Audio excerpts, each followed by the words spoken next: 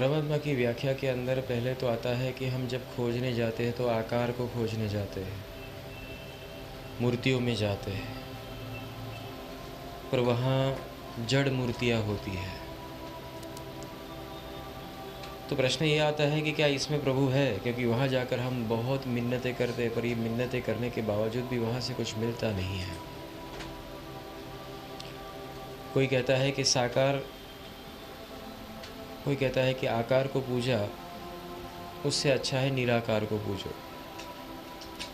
हम निराकार को पूजने जाते हैं, पर निराकार को पूजने जब जाते हैं तब मन की अवस्था बहुत अलग होती है, उसको निराकार समझ में नहीं आता है। मन को चाहिए कि कुछ ऐसा हो जो उसकी समझ में आए।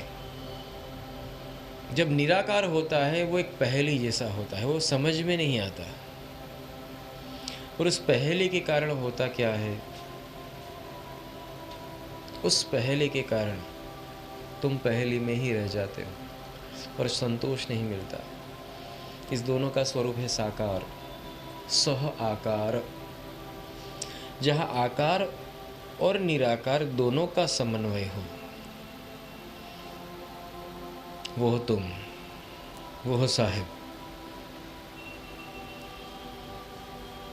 तो जब दोनों का समन्वय हो उसको साकार कहते हैं। जिसको जैसी उपासना पसंद होती है वो उस तरह की उपासना करते हैं।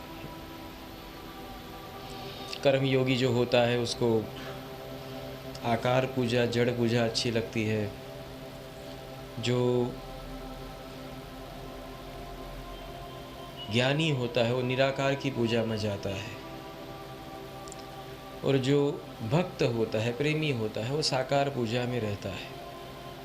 सबकी अलग अलग व्याख्या और परिभाषाएं अवस्था के हिसाब से थोड़ी बहुत बदलती भी रहती है। कहा जाता है कि साकार और निराकार और आकार, इसके बारे में कहा जाए तो निराकार जो उपासना होती है वो आपको आत्म तत्व का बोध कराती है। आत्मा बनो और परमात्मा की ओर जाओ, इसका बोध कराने वाली उपासना है निराकार उपासना। आकार पूजा किसे कहते हैं? जिसमें मूर्ति हो, जिसमें ग्रंथ हो। और साकार पूजा आकार को चलाने वाली, आकार और निराकार दोनों का एक रूप जहां हो, आकार और निराकार का एक रूप हो जिसमें ज्ञान परिपूर्ण हो। आकार और निराकार एक रूप हो जिसमें ज्ञान परिपूर्ण हो, उसको साकार पूजा कहते हैं।